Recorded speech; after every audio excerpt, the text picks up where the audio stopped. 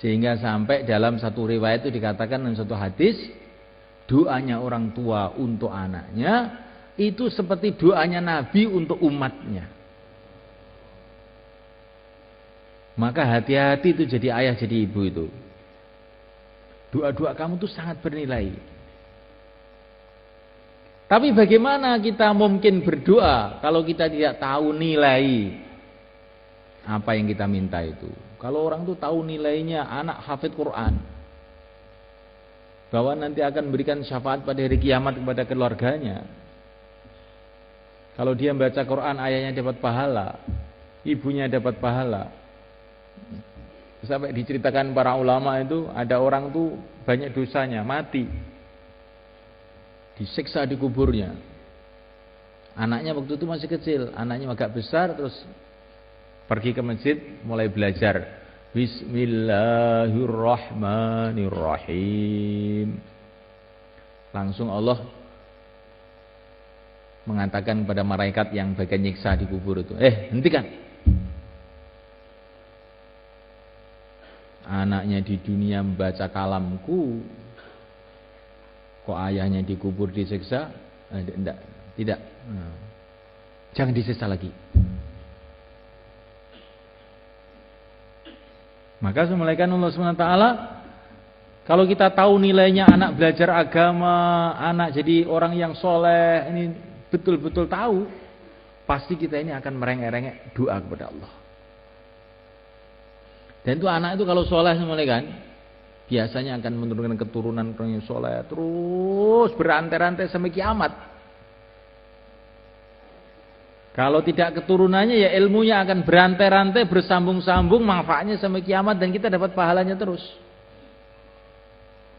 Maka anak soleh itu penting mulaikan.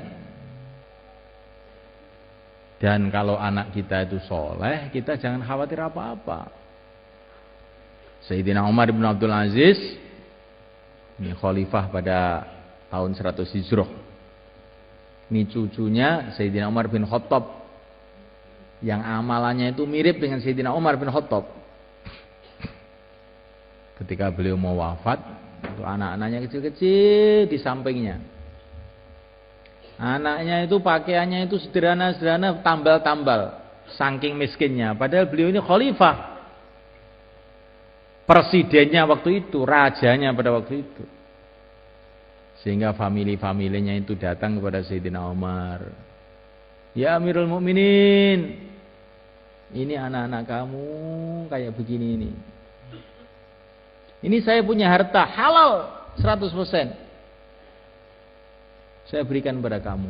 Saya tidak perlu harta, sudah mau mati untuk apa harta? Kalau engkau tidak mau, kau kasihkan anak-anak kamu. Tidak perlu anak-anak saya harta. Kan miskin-miskin anak kamu, tidak perlu. Jangan kamu kasih harta anak saya. Anak saya ini, kamu tahu ya, anak saya ini, kalau dia soleh, sudah dijamin oleh Allah. Wallahu yatawallas shalihin. Allah akan memelihara, menjaga orang-orang soleh. Kalau sudah dipelihara oleh Allah, dijaga oleh Allah, untuk apa saya risau? Untuk apa saya kasih bekal? Allah sudah jamin. Kalau anak saya ini nakal, nah, anak nakal kok dikasih bekal, nanti tambah untuk nakal nanti. Enggak usah kamu bantu apa-apa anak saya. Kemudian beliau wafat. Setelah beliau wafat, apa yang terjadi? Anak-anaknya yang miskin-miskin tadi tidak lama kemudian jadi orang-orang kaya, jadi dermawan-dermawan. Kalau sedekah itu kadang-kadang satu hari 100 unta, 100 kuda. Ini barokahnya amalan orang tuanya. Dan husnuzonnya orang tuanya kepada Allah. Jadi wali murid itu jangan berpikir, nanti kalau anak saya itu untuk agama, nanti terus bagaimana makannya, minumnya. Loh, itu pikiran yang tidak benar. Ini yang dikasih cerita. Ada satu orang datang ke Pakistan, ke Rewin, ketemu Syekh Abdul Wahab. Maka orang tadi mengatakan, Syekh, anak saya ini 5, yang 4 itu sudah punya pekerjaan semua, sudah mandiri semua. Tapi yang satu ini hanya ngaji saja, Syekh. Doakan ya supaya ini yang ngaji ini ya dapat pekerjaan, dapat penghidupan yang baik. Maka Syekh Abdul Wahab itu marah, melotot. Bodoh kamu. Orang yang sudah amal agama dekat kepada Allah malah kamu risaukan. Anak kamu yang ngurus dunia saja malah katanya sudah kamu rasakan aman. Kamu itu minta doa keliru.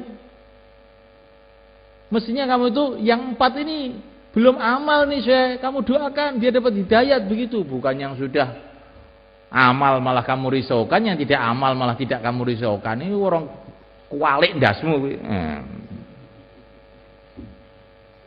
Nanti nih, Pak, pikirannya wong ngoten niku. Betul. Niki mun kula tingali mulai zaman biyen. Mulai zaman dulu nggak ada kiai kelaparan tuh nggak ada. Malah sekarang tuh banyak kiai mati karena kegemukan. Ya. Kebanyakan makan. Ya. Bukan kelaparan. Kemarin saya baru akad walimah di Safi'iyah itu, ada anak-anak yang saya kirim ke Bunta itu. Maka wali muridnya saya kasih tahu itu, ini loh anak kamu itu.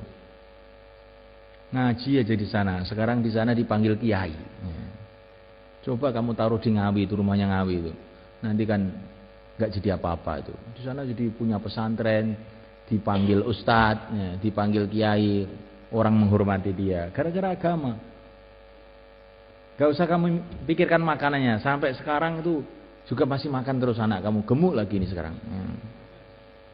Jadi jangan gara-gara urusan-urusan dunia kemudian kita ini lemah dalam mendidik anak kita untuk agama. Ini bukan berarti terus orang agama itu nggak boleh kerja, bukan begitu. Tapi jangan takut urusan itu. Kalaupun orang agama itu kerja, niatnya ibadah, cari rezeki yang halal itu ibadah. Tapi rezeki itu sudah ditulis. Rezeki itu sudah ditulis oleh Allah. Kalau orang itu memang ditulis oleh Allah itu kaya, ya tetap kaya. Kalau ditulis miskin, ya tetap miskin. Tidak ada kaitan dengan kecerdasan, tidak ada kaitan dengan kepintaran, tidak ada kaitan dengan ijazah. Itu saya punya kiai di Banten tuh, Mbah Dim itu, Abah Dimyati itu. Beliau cerita sama saya itu, Gus, saya ini sejak kecil ngaji aja sampai tua begini. Tapi perasaan saya ini kok ilmu yang saya dapatkan itu sedikit saja. Tapi saya ini nggak pernah belajar cari uang, nggak pernah sekolah, SD aja juga tidak. Tapi uang saya banyak Gus sekarang. Rumah saya di mana-mana. Sawah saya juga banyak. Sudah tua saya baru tahu itu. Rezeki itu dari Allah.